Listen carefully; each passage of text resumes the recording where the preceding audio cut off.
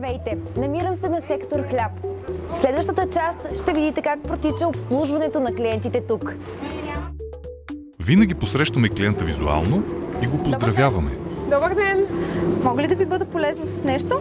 Все още разглеждам, благодаря. Добре. Важно е да предложим допълнителна консултация и да насочим вниманието на клиента към артикулите, които се предлагат на сектора. Ако позволите, мога да ви предложа новата ни тортичка. Бисквитана е. Имаме чудесни отзиви за нея. Мисля, че ще ви хареса много. При необходимост, консултираме клиента, предоставяйки информация за производителя, състава и цената на стоката.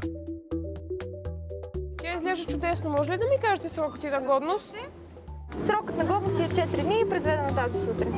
Бихте ли ми опаковали? Благодаря. Няма никакъв проблем.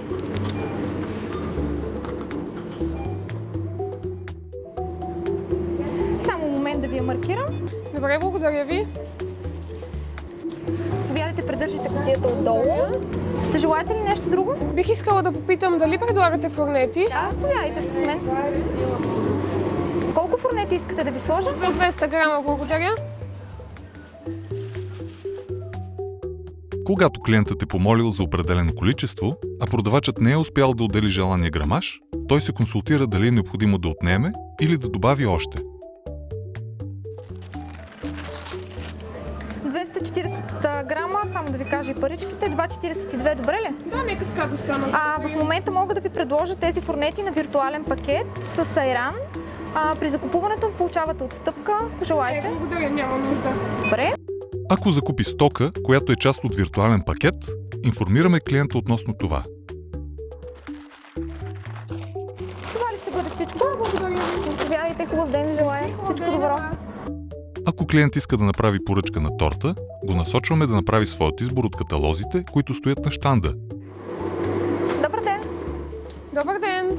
Мога ли да си поръчам торта? Да, разбира се, разполагаме с каталог с голям избор на торти. Може да си изберете, заповядайте. Благодаря ви.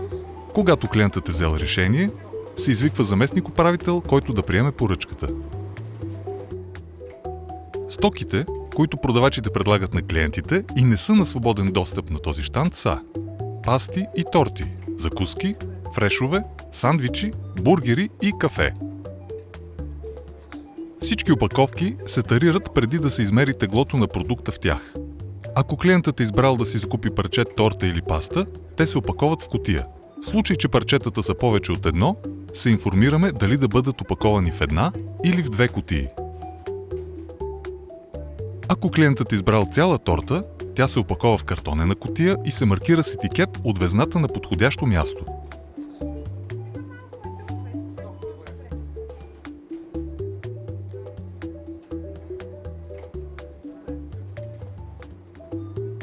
Закуските се опаковат в хартиени пликове и се маркират с етикет от везната.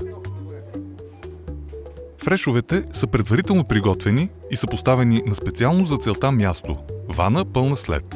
Ако клиентът желае сок, приготвен на момента, уведомяваме колко време би трябвало да изчака. Фрешовете се маркират с етикет от везната. Сандвичите се опаковат в специални пликове, след което се залепва етикета от везната.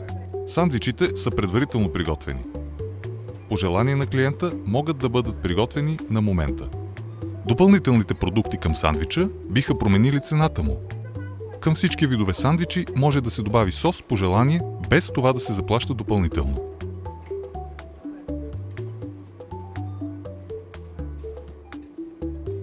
Лепенката с баркода на закупена чаша с кафе се залепя странично на чашата.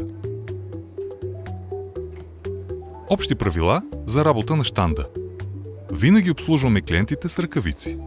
Докато обслужваме клиент, не разговаряме с колегите си.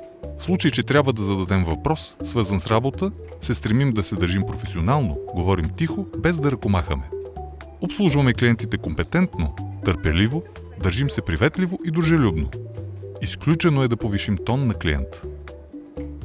Облеклото се състои от чиста блуза и престилка, шапка, бадж и 2 сини ръкавици.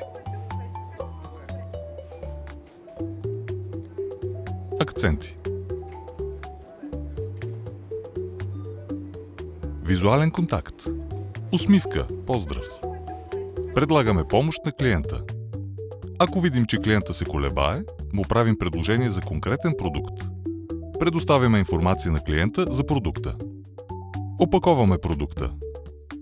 Претегляме стоката. Заключителни думи. Заповядайте. Довиждане, хубав ден.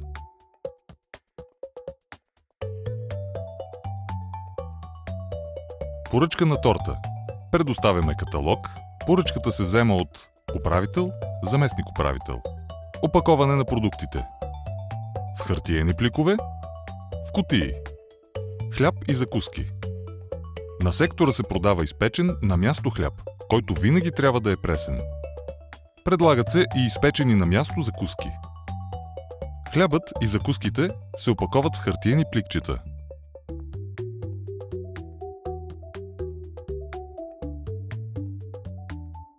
Фрешове.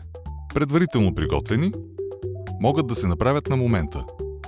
Маркират се с етикет от везната. Сандвичи. Опаковат се в пликове. Предварително приготвени, приготвени на момента. Могат да бъдат по желание на клиента. Предлагаме допълнително овкусяване с сос без допълнително заплащане. Маркират се с етикет от везната. Кафе. Маркира се с баркод от везната.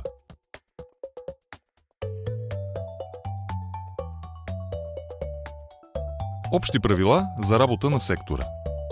Всеки артикул трябва да има поставен етикет с актуална цена. Секторът трябва винаги да е добре зареден. Да се поддържа постоянно чист. Предлаганата стока трябва винаги да бъде в добър търговски вид. Трябва да бъдем сигурни, че има подготвен необходимия за опаковане консуматив – кутии, пликове. Винаги трябва да поддържаме високо ниво на лична хигиена. Вързани коси, изрязани ногти, без накити и лак. Обслужваме с ръкавици. По време на обслужване не водим разговори с колегите си. Говорим тихо. Обслужваме компетентно, търпеливо, дружелюбно.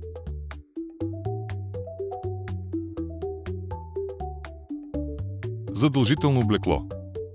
Униформена блуза, престилка, шапка, бадж с името, ръкавици.